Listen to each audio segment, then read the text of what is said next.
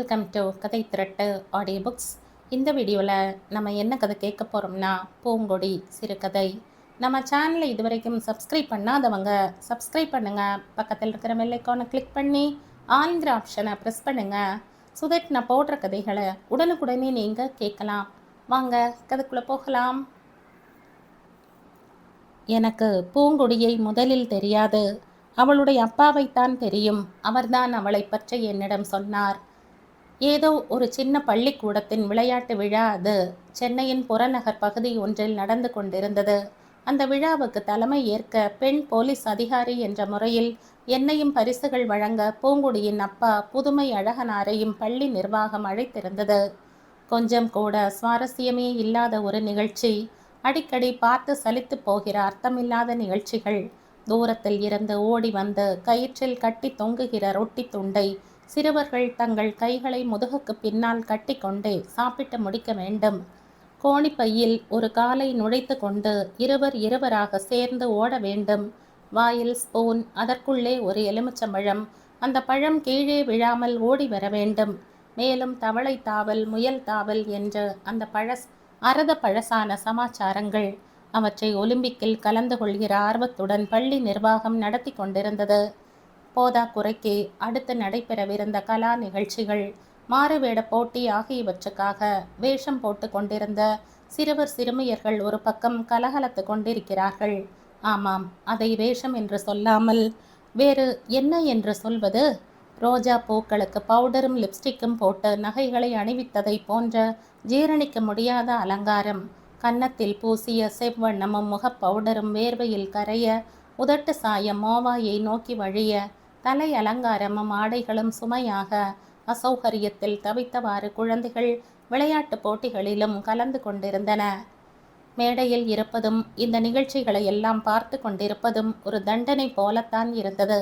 ஆனாலும் இதை ஒரு சமூக கடமையாக கருதி நான் பழகி கொண்ட சகிப்பு தன்மையுடன் புன்னகை மாறாத முகத்துடன் மேடையில் அமர்ந்திருந்தேன். அழகனாருக்கு அப்படி இருக்க முடியவில்லை. அவர் விளையாட்டு மேம்பாட்டு துறையில் வேலை பார்த்து ஓய்வு பெற்றவர்.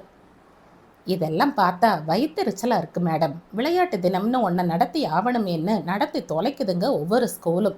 ஒருத்தருக்கும் விளையாட்டுங்கிறது விளையாட்டு சமாச்சாரம் இல்லைன்னு புரியறதில்ல.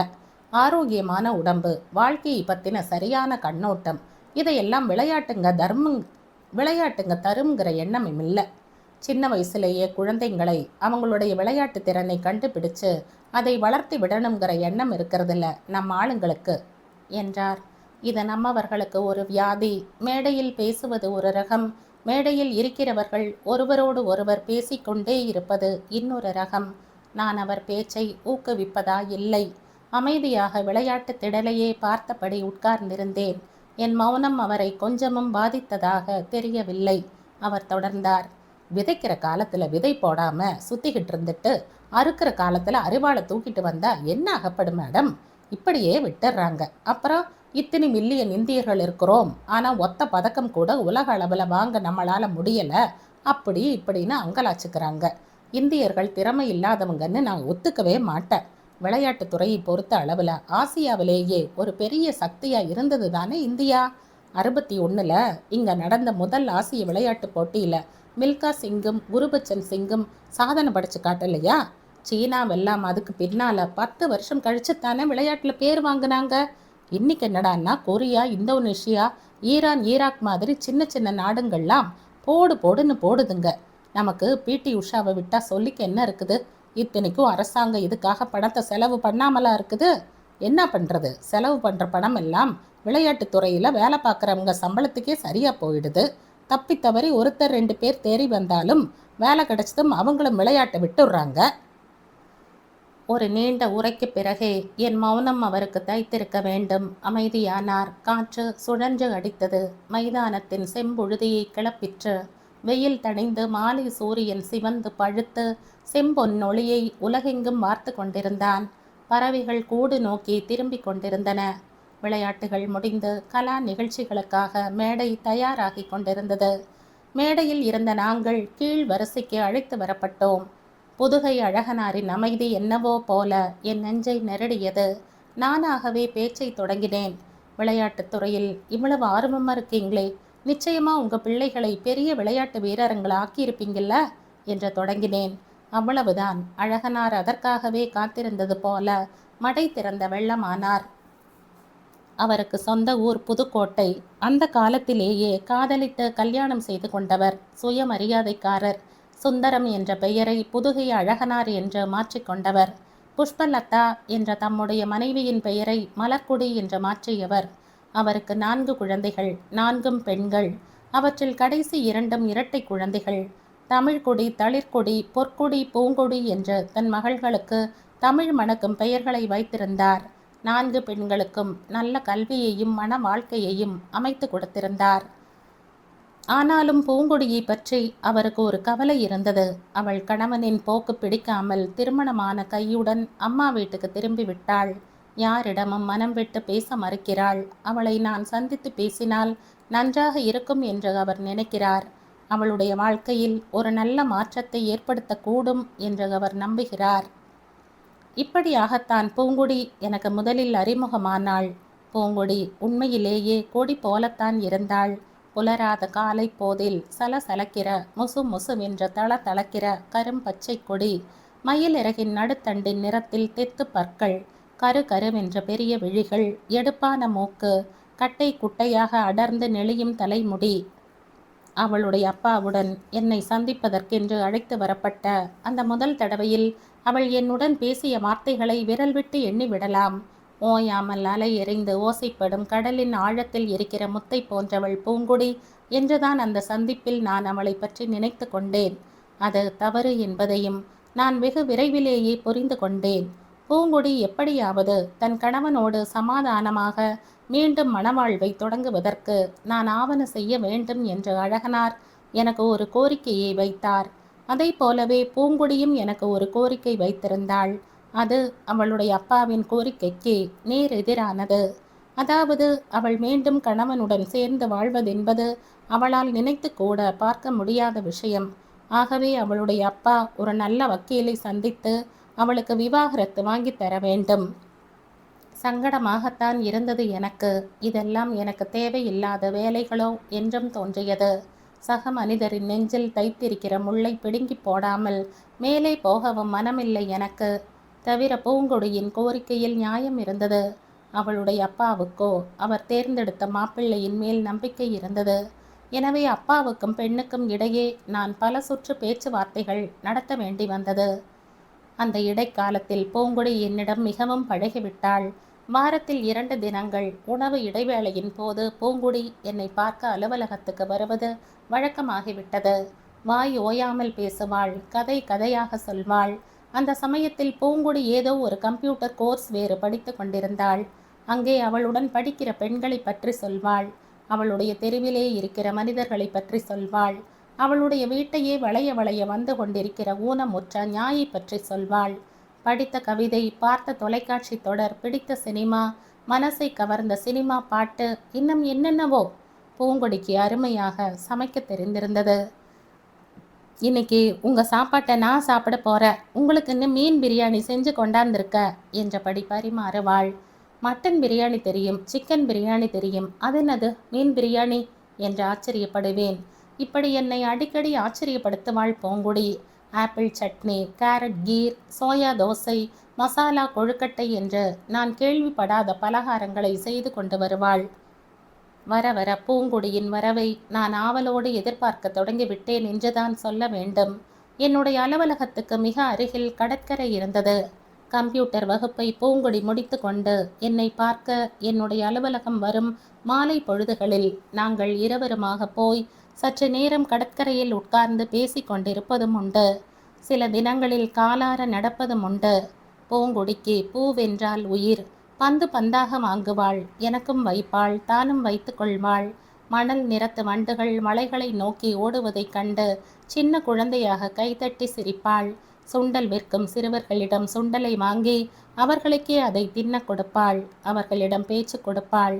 அவர்கள் எல்லோருடைய கதையும் ஏறத்தாழ ஒன்று போலவே இருந்தது.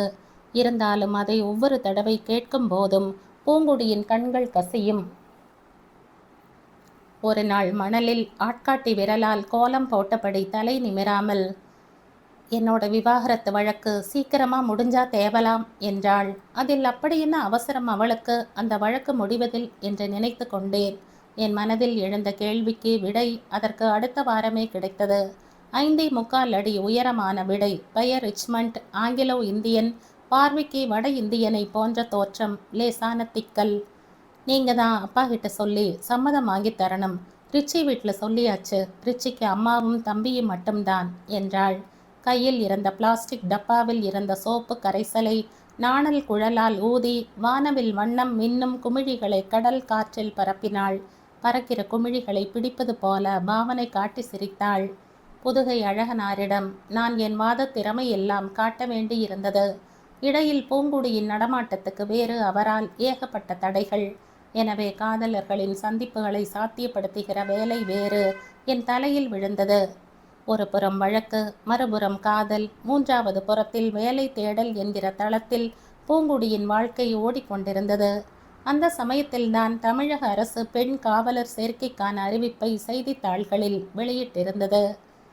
மேடம், எப்படியாவது பூங்குடியை இந்த வேலையில் சேர்த்து விடுங்க. இனிமே இந்த வேலைதான் அவன் வாழ்க்கை துணை என்றார் அழகனார். அப்படியெல்லாம் நான் நினைத்த மாத்திரத்தில் அந்த வேலையை வாங்கி கொடுத்துவிட முடியாது என்பதை அழகனாருக்கு விளக்கி சொன்னேன்.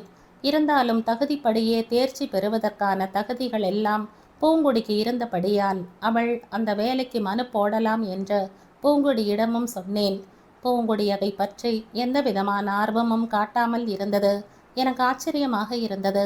ஒரு நீண்ட மௌனத்துக்கு பிறகு அவள் சொன்னாள், நான் போலீஸ் வேலைக்கு போகிறது ரிச்சிக்கு பிடிக்கல என்று. நான் ரிச்மண்டிடம் பேசினேன். காக்கி சட்டையில் பெண்மை கரைந்து போய்விடுகிறதாம். அதிகாரம், ஆணவம், மிரட்டல் ஆகிய தோரணைகளுடைய பெண்ணை தன் மனைவியாக அவனால் கற்பனை கூட செய்ய முடியவில்லையாம். இங்க பாரு பூங்குடி, உன்னோட ரிச்மண்ட் இருக்கானே, அவன் ரிச்சி மாதிரி பேசலாம், மண்டு மாதிரி பேசுறான் என்றேன். அவள் ஏதோ ஜோக்கை கேட்டது மாதிரி சிரித்தாள். தன் மகள் பூங்குடி பெண் காவலர் வேலைக்கு போயே ஆக வேண்டும் என்று விரும்பிய புதுகை அழகனாரிடம் தன் எதிர்கால மனைவி காவல் நிலையத்தை கனவிலும் நினைக்கக்கூடாது என்று எதிர்பார்த்த ரிச்மண்டிடமும் வழக்காடு மன்றம் நடத்த வேண்டி வந்தது எனக்கு. காவல்துறையில் இருந்த எனக்கு தெரிந்த சில பெண்களை பற்றி ரிச்மண்டிடம் சொன்னேன். அவர்கள் ஏணிகளாக, தோணிகளாக, மெழுகுவர்த்திகளாக, தியாக தீபங்களாக, சந்தன கட்டைகளாக, கலங்கரை விளக்குகளாக, கற்பின் கனலிகளாக, தாய்மையின் சின்னங்களாக, பெண்மையின் உருவங்களாக திகழ்பவர்கள் என்பதை அவனே ஒப்புக்கொண்டான். கடைசியில் பூங்குடி பெண் காவலர் தேர்வுக்கு விண்ணப்பிப்பது என்றும், ஒரே தடவையில் தேர்வு செய்யப்பட்டால் வேலைக்கு சேர்வது என்றும், இல்லாவிட்டால் அவள் வீட்டோடே காலம் முழுவதும் இருந்து விடுவது என்றும் முடிவானது. பூங்கொடி தேர்வு செய்யப்பட்டாள். பயிற்சிக்கு அனுப்பப்பட்டாள். பயிற்சி நிலையத்தில் இருந்து நன்றி ததும்ப ஒரு கடிதம் எனக்கு எழுதியிருந்தாள். 3 மாத பயிற்சி முடிந்த நிலையில் ஒரு அரசு விடுமுறை தினத்தில் என்னை பார்க்க ரிச்மண்டுடன் என் வீட்டுக்கு இனிப்புகளுடன் வந்திருந்தாள். அதற்கு பிறகு கிட்டத்தட்ட 6 மாதங்களுக்கு அப்புறம் நான் பூங்கொடியை சந்தித்தேன். அவள் பயிற்சி பெற்ற காவலர் பள்ளியில் விரிவுரையாற்றுவதற்காக நிர்வாகம் என்னை அழைத்திருந்தது. சொற்பொழிவை முடித்து கொண்டு நான் அரங்கத்தை விட்டு வெளியே வந்ததும் பயிற்சி பெற வந்த பெண் காவலர்கள் பலர் என்னை சூழ்ந்து கொண்டார்கள்.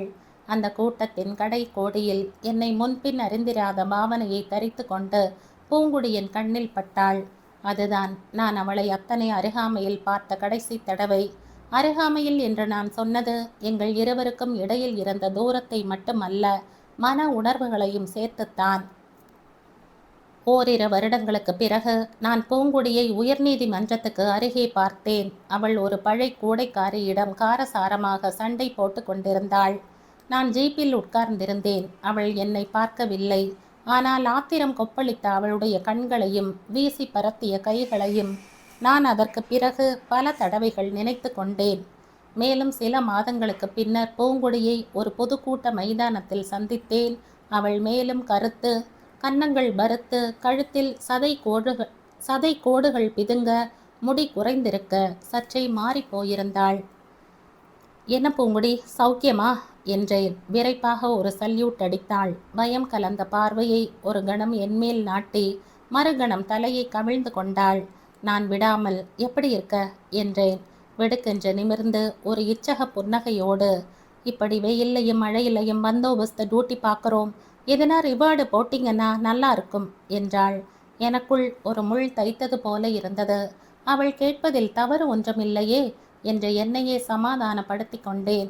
எனக்கு ஏதாவது ரிவார்டு போடுங்களேன் என்று கெஞ்சுவது போல மறுபடி கேட்டாள். நான் மௌனமாக நின்றேன். ஏதாவது லைட் டியூட்டியாக இருக்கிற மாதிரி ஆஃபீஸ் ரிசப்ஷன்லையாவது கம்ப்யூட்டர் பிரிவிலையாவது ஏதாவது வேலை போட்டு தராப்புல சிபாரிசு பண்ணுங்களேன் என்றாள். அவளுக்கும் எனக்கும் இடையே இடிக்க முடியாத ஒரு தடுப்பு சுவர் எழுதுவது போல பட்டது எனக்கு. பார்க்கலாம் என்றபடி நகர்ந்தேன். அதற்கு பின் நான் எல்லை பாதுகாப்பு படை பணிக்கு நியமிக்கப்பட்டேன். 3 வருடங்களுக்கு பிறகு மீண்டும் தமிழகம் வந்தேன். அப்போதுதான் செய்திகளை சுட சுட தரும் பத்திரிகை ஒன்றில் அந்த செய்தியை படித்தேன். ஏதோ வரதட்சணை கொடுமை வழக்கில் லஞ்சம் பெற்ற குற்றத்துக்காக பூங்குடி தற்காலிகமாக வேலை நீக்கம் செய்யப்பட்டிருந்தாள். என் மனம் கனத்தது. அந்த செய்தி பொய்யானதாகவும் தவறானதாகவும் இருக்க வேண்டும் என்று என் இதயம் விரும்பியது. குறைந்தபட்சம் அது என் இனிய தோழியான பூங்குடியாக இல்லாமல் இருக்க வேண்டும் என்று எண்ணிக்கொண்டேன்.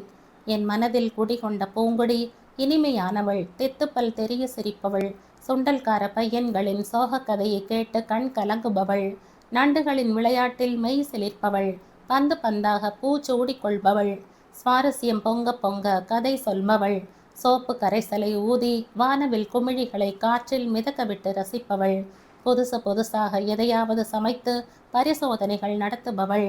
அவளை காலமும் வாழ்வும் ஒரு நாளும் கரைப்படுத்தாது.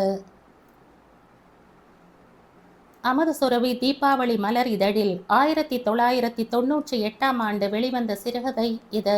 இந்த கதை உங்களுக்கு பிடிச்சிருந்தா லைக் பண்ணுங்க, ஷேர் பண்ணுங்க, சப்ஸ்கிரைப் பண்ணுங்க. மற்றும் ஒரு இன்ட்ரெஸ்டிங்கான கதையோட அடுத்த வீடியோவில் சந்திப்போம். பாய். தேங்க்யூ.